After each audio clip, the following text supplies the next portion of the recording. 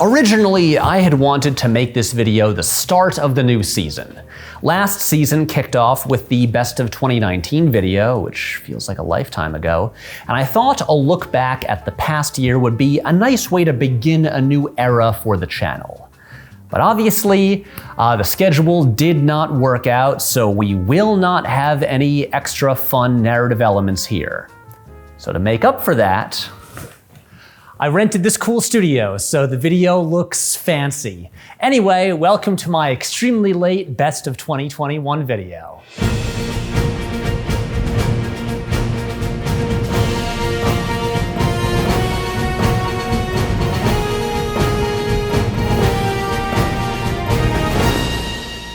Thank you to Wealthfront for sponsoring this video.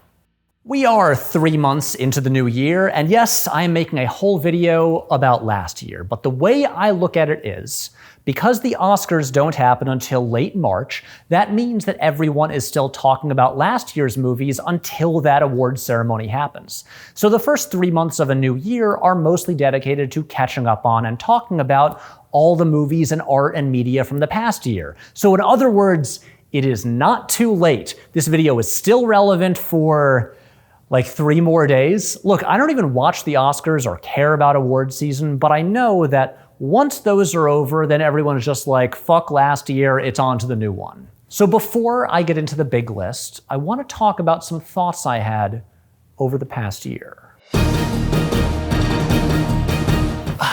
When I think back to 2021, my mind immediately goes back to this great weekend in June. Summer had arrived, we were all vaccinated, and I watched the new Fast and Furious movie in a theater without wearing a mask. We had made it. It was all gonna be back to normal. Taylor Swift looked up at us and shouted, "Are we out of the woods yet?" And I looked down and whispered, "Yeah, I think we are." Oops, no, I was wrong. Look, 2021, weird year. Better than 2020, but still not great.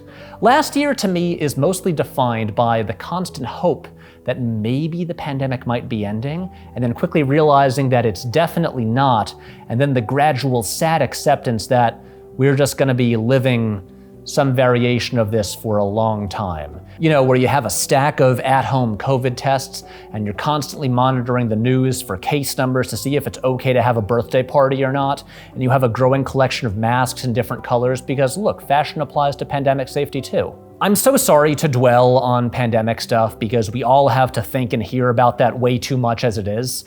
I am here to talk about movies and shit. But also, it is impossible not to mention the ways that the pandemic affected movies and shit last year. So I was able to get vaccinated pretty early last year, like in late February. I've never been so happy to have moderate asthma before. And other than, you know, helping society slow the spread of a deadly virus, the number one reason that I was most excited to get vaccinated was it meant that I could go back to a movie theater again. It had been 1 entire year of me not setting foot inside a movie theater, and folks, it was driving me nuts. Apologies to my real life friends, but movie theaters were honestly the thing that I missed the most in 2020. I got so sick of only ever watching movies in one room on one screen. And I know this part sounds dumb, but I got so sick of my natural instinct to just periodically pick up my phone while watching anything. I just wanted to sit in a dark room with strangers, staring at a giant screen, knowing my phone is shut off and I have zero distractions and the sound will be loud as hell, but I don't have to worry about turning it down during action scenes so my neighbors won't complain. My first movie back was Godzilla vs. Kong on the IMAX screen at the AMC Lincoln Square. And I could not tell you if that movie is any good or not, but I do know that I was deliriously happy the entire time I was watching it. I was so excited to be back at, wait for it, you know it's coming. Okay, all together now? The movies. And you know what? I assumed that everyone else would feel the same way. We'd all been stuck inside watching everything on our TVs. It had been so long since we'd all experienced that collective excitement of watching a movie with a packed opening weekend audience. In June, I went to an advanced screening of John Chu's In the Heights, a pretty wonderful movie, and I was like, This thing is gonna be huge.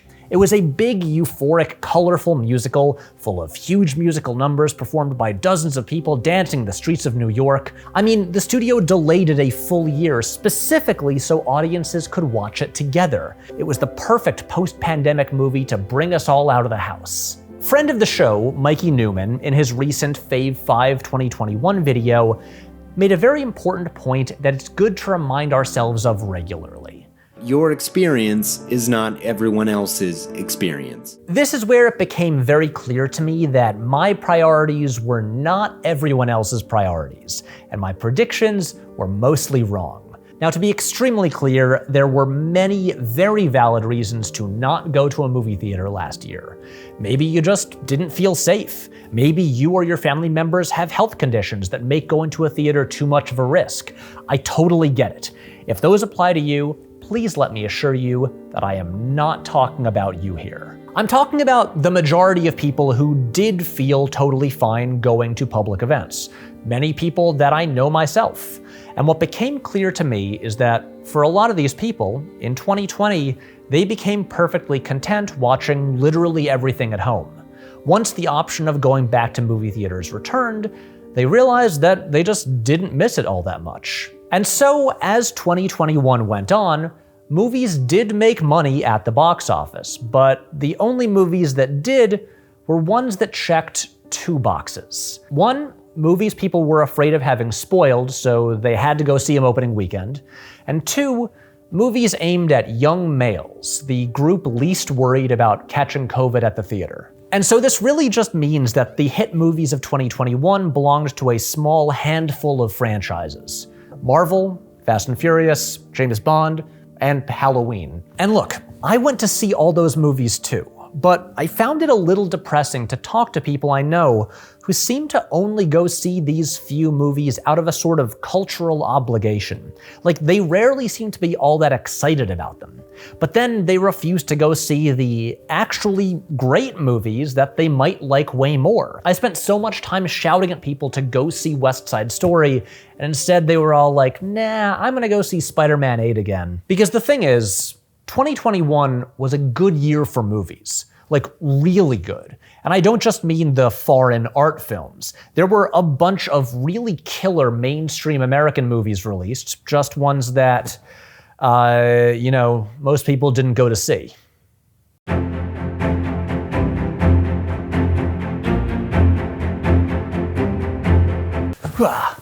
New couch. It's difficult to make big sweeping declarations about 2021 in film. We're in this weird period now where like half the movies that came out in 2021 were ones that were supposed to come out in 2020 and then delayed. So they were totally produced in a pre-pandemic world.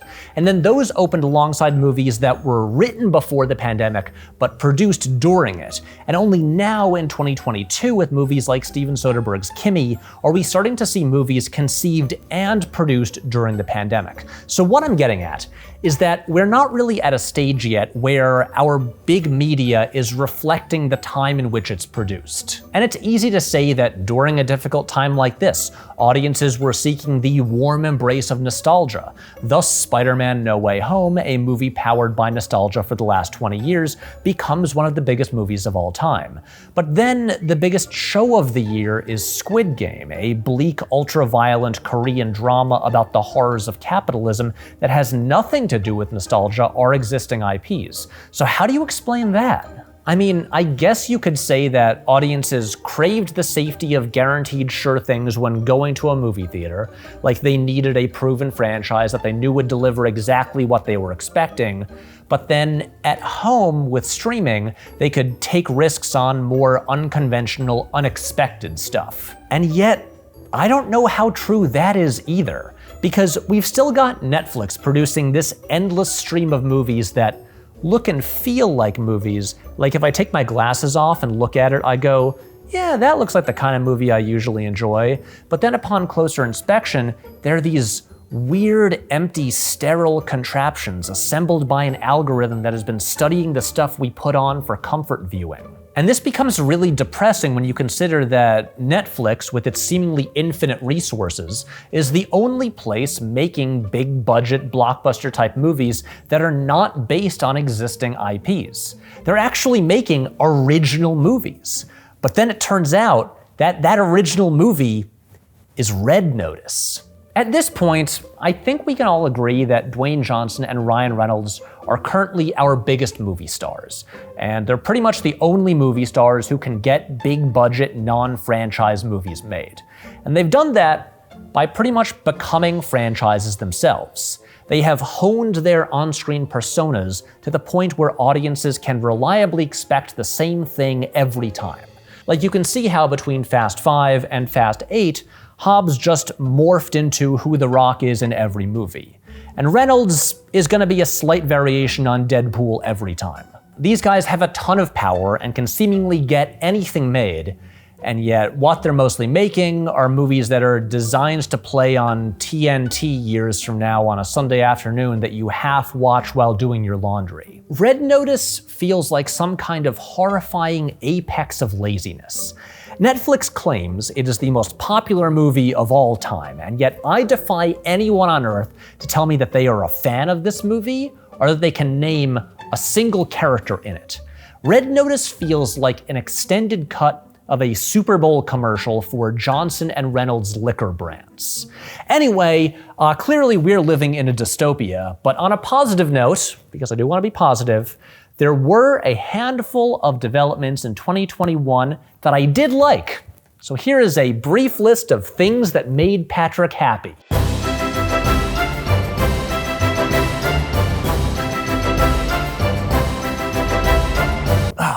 One of the most exciting cinematic developments of 2021 was the huge return of musicals. Over the past couple decades, we usually might get one, maybe two musicals a year, sometimes none. And look, musicals are basically the reason movies have sound. These things are foundational to the entire art form. A great movie musical is kind of like the height of cinema. And last year, we got a lot. I guess the post-Greatest Showman, La La Land, Hamilton era has really paid off. So we got In the Heights, West Side Story, Tick, Tick, Boom, Dear Evan Hansen, that Cinderella movie, Annette, plus Encanto and Vivo if we're counting animation as well. Some of those are great. Some are extremely bad, but it's just exciting to see Hollywood really fully embrace this thing that was so out of style for so many decades. Unfortunately, almost all of those movies, even the best of them, kind of flopped at the box office. So it was fun while it lasted. I guess we can look forward to Rob Marshall's live-action Little Mermaid. Guys, I'm sorry this video is so depressing. It really wasn't supposed to be. It'll get better, I promise. It's not the best movie of the year, but few movies last year made me happier than Those Who Wish Me Dead, the Angelina Jolie forest fire crime thriller, which felt like it was ripped straight out of 1998 and dropped in theaters in 2021.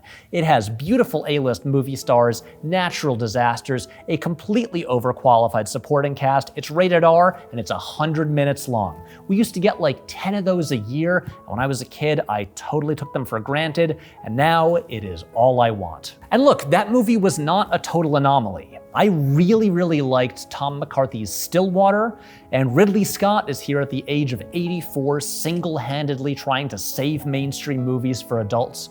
Ridley, keep it going. But once again, most of these movies underperformed at the box office.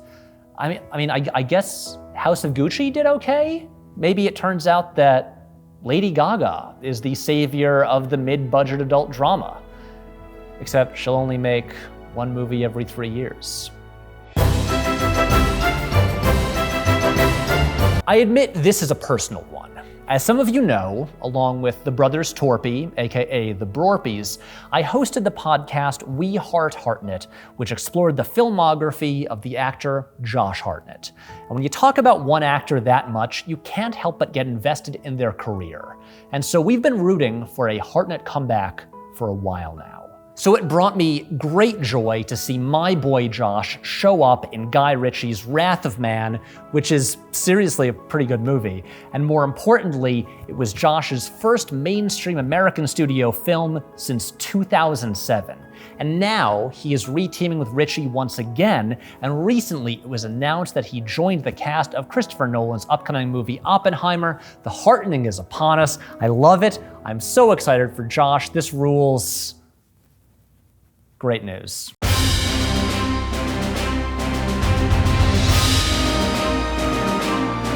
Anyway, onto the list. These are my 50 favorite things from 2021, and I split it into categories to keep it all organized.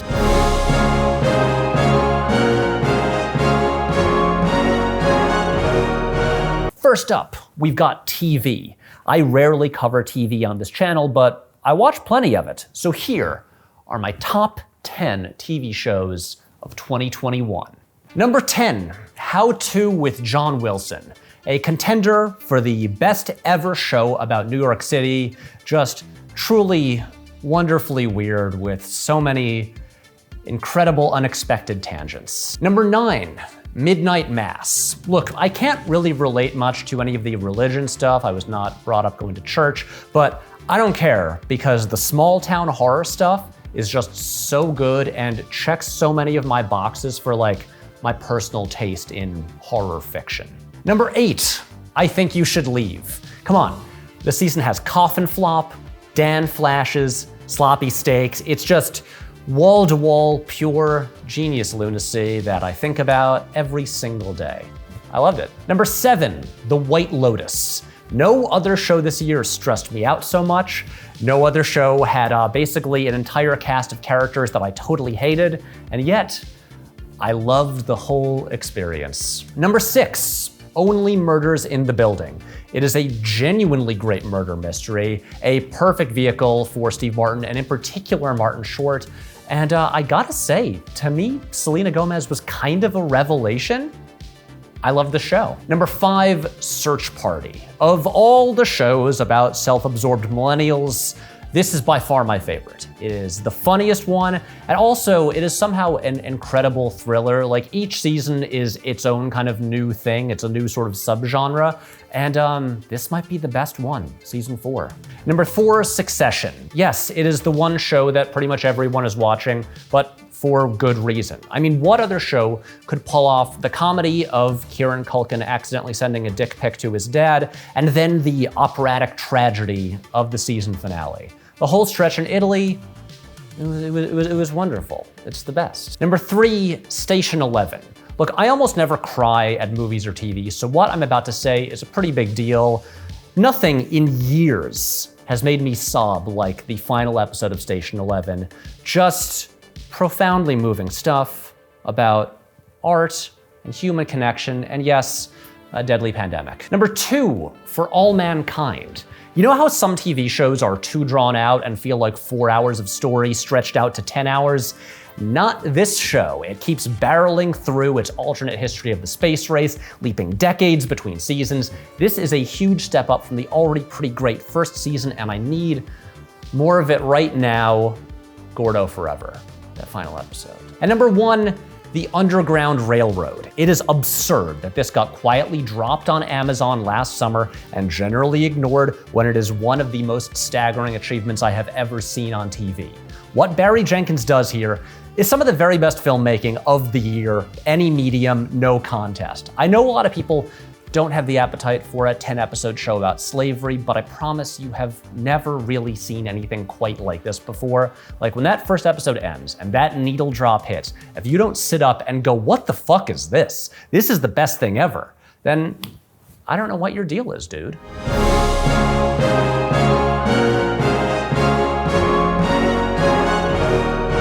Next up, we have my 8 favorite comics of 2021. This list is not numbered because there are just so many comics and graphic novels that I did not read or get to at all that, I don't know, it felt kind of wrong to rank them. So here we go. Reckless. Brubaker and Phillips are better at this than pretty much anybody. Like year in, year out, perfect pulp crime comics. Just my favorite thing consistently. Friday. It's Brubaker and Marcos Martin doing a teen drama mystery at Christmas with a sort of Wes Anderson meets Edward Gorey aesthetic. On paper, this is my favorite comic of the year, and it turns out that, yeah, it actually is. I love it so much. Supergirl, Woman of Tomorrow. This is a pretty big swing away from what we usually think of as a Tom King comic. It is true grit in outer space, and even though it's a miniseries, it has several incredible contained single-issue stories, and the art by Bilquis Evely and Matt Lopez is just my favorite art of any comic last year. The Nice House on the Lake. James Tynion has steadily been getting better and better every year over the past decade, and this is my favorite thing that he's ever done. There is cosmic horror and great mysteries, but mostly it's kind of about being in your early 30s and reflecting on your friendships from high school and college. And it is a huge level up for Alvaro Martinez Bueno on art. Just amazing work. Catwoman, Lonely City. Cliff Chiang does Catwoman's Dark Knight Returns, except it's basically like a Soderbergh heist movie. This book is so cool, and I love it so much. Nightwing. Tom Taylor has been on a huge roll lately, especially with his DC stuff, and this is my favorite of the bunch. It is building on the whole history of Dick Grayson, but taking the character in a new direction, and Bruno Redondo keeps experimenting with the form and page layouts and storytelling, and the whole thing is just such a delight every month. Inferno. Finally, the thing that Hickman has been setting up with X-Men for 2 years finally arrives, and it's bonkers. This is everything I want from X-Men comics, and it makes me so sad that Hickman is stepping away. What's gonna happen with Moira and Destiny? And finally, Strange Adventures. Look, I gotta be honest, I don't care if they made Adam Strange a war criminal. I've never cared about him that much before. But look, the thing that I have to mention here is I have never seen two different artists collaborate as well as Mitch Gerads and Doc Shaner do here. The way they jump back and forth between the two of them, like in a single page, it's amazing. I love it. One of the best looking comics in years.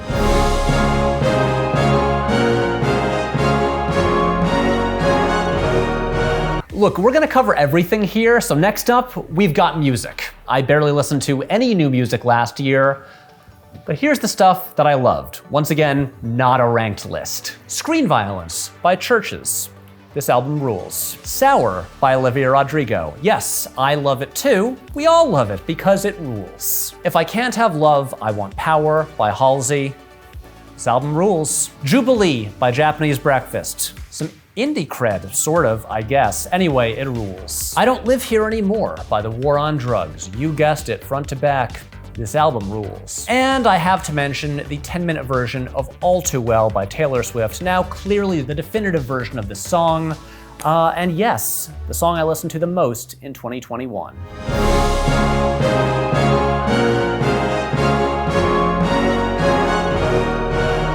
Okay, it's time. We're talking movies, and we're not doing a top 10 list here. These are my top 25 movies of 2021. There are some things that I still haven't gotten to yet, like The Souvenir Part 2. But look, eventually you just run out of time, and this list is late enough as it is, so here we go.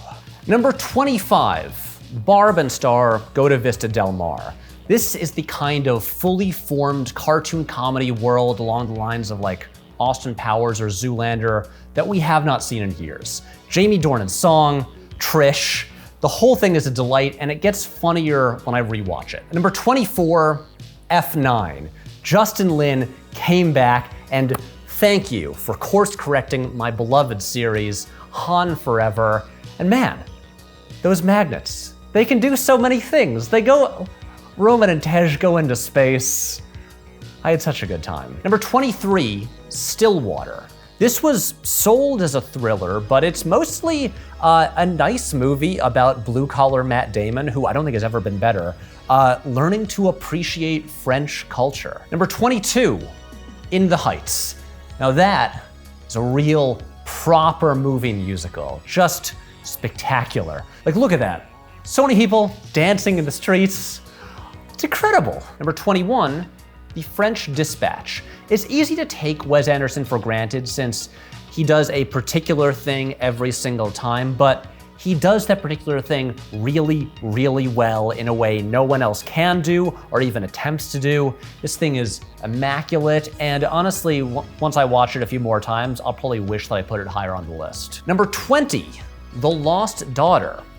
Turns out, in a cool surprise, Maggie Gyllenhaal is an incredible filmmaker. This whole movie stressed me out a lot, but in a great way, and special shout out to good chill guy Ed Harris, who just wants to cook and dance. Number 19, Nightmare Alley. It is probably the bleakest Guillermo del Toro movie, but the whole thing is just such a sumptuous cinematic feast. Like every moment of this thing is just a joy to look at. Guillermo really cashed in that Oscar and just like brought everything to such a high level with this. The sets, amazing. Number 18, Spencer. Look, I have never remotely cared about the royal family at all. I don't really care about Diana, but this movie, it's basically just like, you know, a tense ghost story set in a big old house.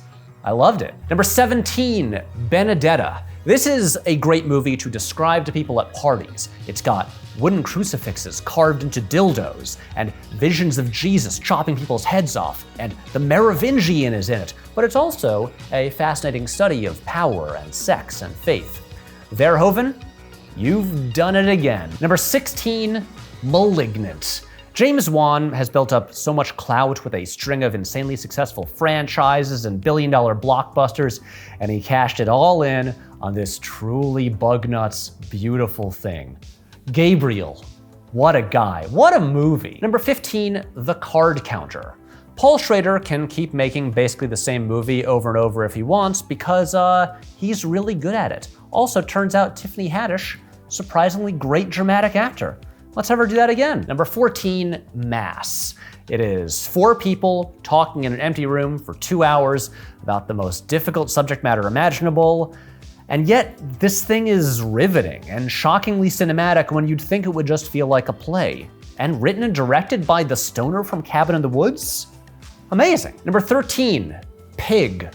I love that this movie builds this whole crazy underworld of the Portland restaurant scene, but then is mostly a moving meditation on grief. And look, Cage has always been great, but he's really great here. This is top tier Cage. Number 12, Red Rocket. This movie is about such a shitty person, and I was very uncomfortable watching big portions of it, but you can't look away. Like the main character that Simon Rex plays so well, it is just seductive and magnetic, and no one really makes movies the way Sean Baker's making movies. Number 11, it's Dune. It is the second most magnificent big screen spectacle of 2021. Look, Denis did it. He made this thing accessible and exciting, and it feels tangible, and yeah, it's still very weird. It is half a movie, we should acknowledge that, but man, what a great first half of a movie. Number 10, Drive My Car. Man, there's nothing like just totally losing yourself for 3 hours in a movie about sad Japanese people driving and performing Chekhov. This thing is beautiful. I guess I'm a Hamaguchi fan. I also loved Wheel of Fortune and Fantasy, which did not make the list, but almost did. Number 9, The Last Duel. This thing rules. On paper, it sounds very unappealing, but it just gets better and better as it goes, and each subsequent section circles back on itself. And for such difficult subject matter, this thing is really fun and really entertaining. Like, Affleck rules, and seriously, no one makes this kind of thing better than Ridley Scott. The titular duel at the end, incredible. Number 8, Licorice Pizza. It's just such a good hangout movie that I wanted to go on forever. Every little episode, it's an episodic movie, is so fun. This world feels so expansive. I'm not a California guy, but this movie made me wonder, should I be a California guy? And yes, as everyone has said before, the Bradley Cooper as John Peters section is amazing. Number 7, Petite Maman. Look, the big thing that we all talk about with this movie is that it is 72 minutes long, which is great. But it's just such a gentle and nice movie that I went into having no idea what it was about, and once I realized what it was about, I was delighted. It is the perfect ode to playing in the woods as a kid and really makes you want to give your mom a hug. Number 6, The Matrix Resurrections. This is so defiantly not what almost anyone thought they wanted from a new Matrix movie. It doesn't look or feel like the others, it's barely an action movie, and that is the point. It is a classic Wachowski, big, open-hearted piece of science fiction that to me is a beautiful coda to the series. And in the realm of franchise filmmaking, this is just a massive breath of fresh air. I love Neo and Trinity. I'm so happy for them. Number 5, Flee, the animated documentary, which is such an unusual choice that turned out to be so effective. This is a story that I really think is worth everyone experiencing. It is difficult and harrowing, but ends up being incredibly moving by the end. I think this is a wonderful film. Number 4, The Power of the Dog. Look, I had no idea where this was going for much of its running time. Jane Campion's making some unexpected choices. Some of the leads feel kind of miscast. And then everything just starts clicking into place and it all makes sense. And this movie rules. Like, I guess Cumberbatch's weird American accent is good now? Number 3, The Worst Person in the World. It's not just because one of the characters in this movie is a cartoonist, but it kind of reminded me of like a great slice of life graphic novel. This to me is automatically one of the canonical millennial works of art. It's about turning 30, not having your life figured out, but it's not melodramatic or whiny. It's so thrilling and alive. I love this movie. I need to go to Oslo now. Number 2, TTANE. I have never seen anything like this movie before. This thing is just electric. Like, I feel like I barely blinked while I was watching it because I was just trying to comprehend what I was seeing. It is horrifying, but also kind of lovely. Watching this thing was a journey, a truly deranged journey, and I loved it. And number 1, it's West Side Story. I can't deny it. This has gotta be my number 1. The original West Side Story was already my favorite movie musical, and then Spielberg went and just somehow topped it in pretty much every way. This is the most spectacular filmmaking I've seen in years. I lost count of the amount of times that I whispered, "Holy shit," under my mask the first time I saw it. Like, a shot of a guy standing in a puddle is maybe the most beautiful image in a movie all year. Look at it.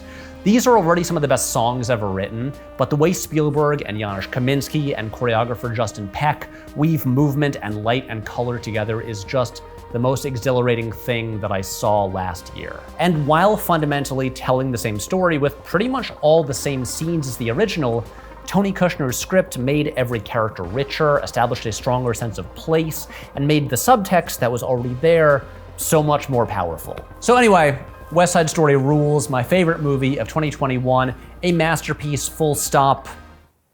What a picture.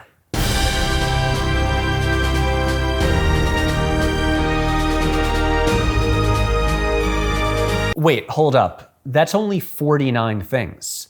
I gotta hit 50. We need one more. I've got it. Okay, finally, my 50th favorite thing from 2021 is the ongoing Twitter project by @JTheChow. I photoshopped Paddington into a movie or TV show until I forget. It is exactly what it sounds like. A new one comes out every day, and it is the single best thing on Twitter.com. So that's it. That's the whole list. You can now start yelling at me in the comments because, I don't know, I put The Matrix too high, or I left off The Green Knight, or whatever you want to get mad about. Anyway, I did it, I put this all together, and I'm going to enjoy the few more days that anyone cares about this list, and then move on to new stuff. Now I get to watch the new Adrian Lyne erotic thriller that Disney decided to put on Hulu instead of in theaters, and wow, I didn't even get into the weird Disney Fox stuff. No, stop it, Patrick. We're not gonna end on a depressing note. This year is going to be better. I have a movie to finish making. It's time to focus on the future. Look, as much as I spent all this time talking about movies from the past, it is time to think about the future. And I'm not just talking about upcoming movies. I'm talking about your financial future. Yeah, some real serious adult stuff that I only started taking care of recently, but I'm really glad I did. So here's a hypothetical for you. Suppose you've got some extra cash sitting in your bank account. There are a few different things you could do with that money. Number 1, you could go spend it all on the next Criterion Collection sale. Number 2, you could bury it in your backyard. Number 3, you could just leave it in your savings account. Now, those all seem like appealing options, but here's the thing. Number one, I love Criterion sales too, but those discs are not gonna increase in value. Number two, unfortunately, money is not a plant and it will not grow into more money in the ground. It will just get dirty. Number three, leaving your money in savings, you will actually end up losing money over time relative to inflation. So really, the best way to put your savings to work is actually long-term investing, where the money can actually grow. And Wealthfront, our sponsor for this video, makes that incredibly simple. You can open an account in just a few minutes, and you only need $500 to start investing. All you have to do is answer a few questions, and then Wealthfront will automatically create an investment portfolio that matches your preferences and risk tolerance. But you can also take the wheel where you want to, whether you want to adjust your risk level, invest in a socially responsible portfolio, or manually change the breakdown between ETFs. They make it all easy from right within the app. They also give you free access to their financial planning tools so you can estimate your net worth and figure out how over time you can save and invest more based on your income. It is simple, it is fast, and it's really easy to get your investments set up. All you have to do is click the link in the description to sign up, and Wealthfront will waive their annual management fee for the first $5,000 you invest for the rest of your life. Not bad. Wealthfront.